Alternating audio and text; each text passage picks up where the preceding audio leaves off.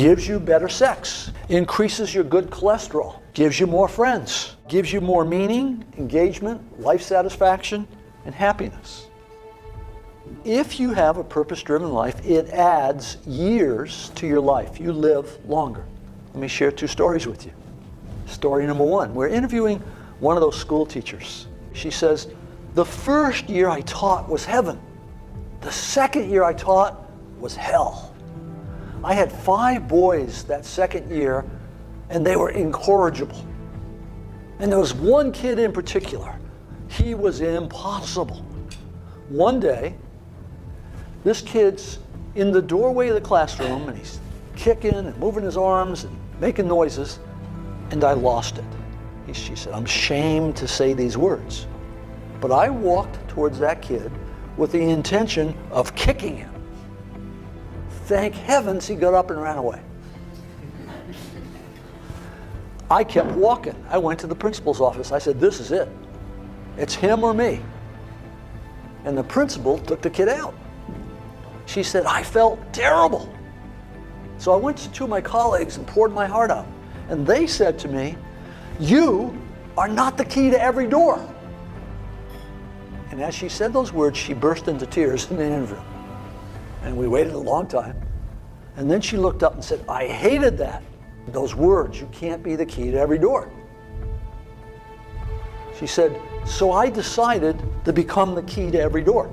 Instead of pushing disruptive kids away, I began to seek them out. I began to bring them into my world. I read every book I could find. I kept notes. I ran experiments. I kept notes on the experiments. And then she kind of pulled herself up and said, today, I am the key to every door. When there's a disruptive, troubled kid in the school, they say, give her to Miss So-and-so. She seems to know what to do with them. That's a profoundly important story. It's a story of transformative learning. When I have a higher purpose, I find the energy and the courage to go outside my comfort zone. Now, the second story is a lot closer to home. I once had a daughter. She was single. She was living in Washington, D.C. She had reached that point in life where she said, there's not a good man left on the earth. And then she found one, and she got really excited. Relationship grew. And then one day our phone rang. She's talking to her mother, and I know what's going on. This guy just dumped her. This daughter is the firstborn child. Many firstborn children share a common characteristic. If they're miserable, they want you to be miserable too. Okay? And she said, I'm coming home this weekend. I thought, oh, no. Her mother hangs up and says, you're the father, you go to the airport and pick her up. So the next day I go pick her up. She gets in the car and she doesn't say hello, how are you? She says, that no good, dirty, da-da-da-da-da. 5 minutes later, she takes a breath. And I said, are you problem solving or purpose finding? We're finally pulling in the driveway. She takes another breath. I say it again. She says, what are you talking about? And she said, this is the real world. I said, well, I think it applies to the real world. By then we're in the house. I pull out a sheet of paper out of my file, and it says, Robert Quinn, life statement.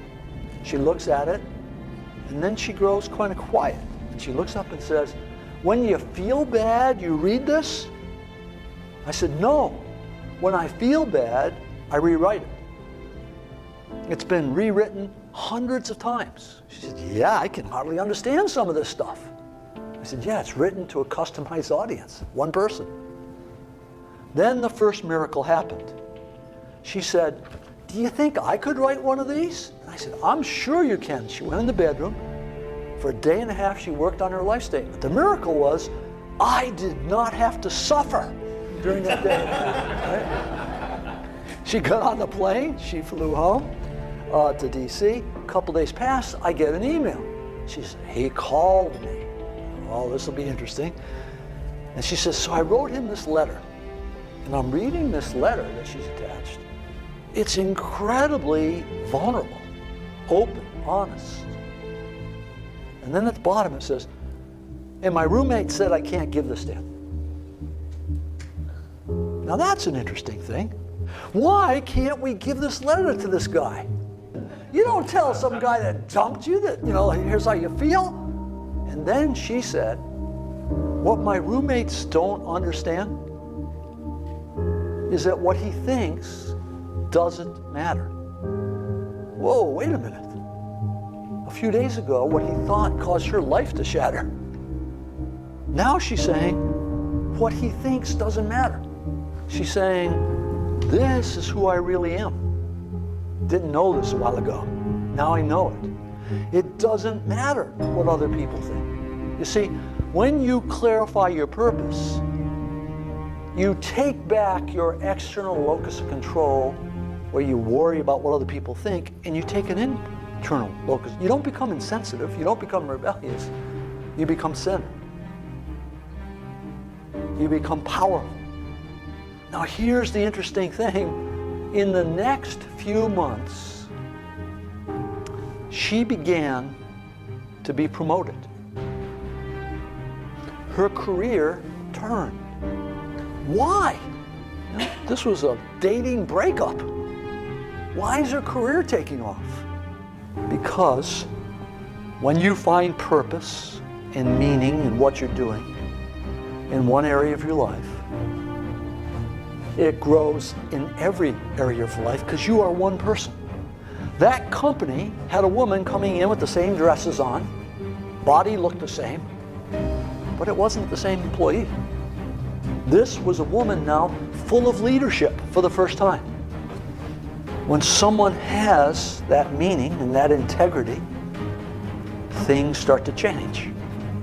The research says when you give up self-interested goals, where most of us are most of the time, and you take on contributive goals, you function differently. The biology changes, the thought process changes, learning accelerates, you grow more.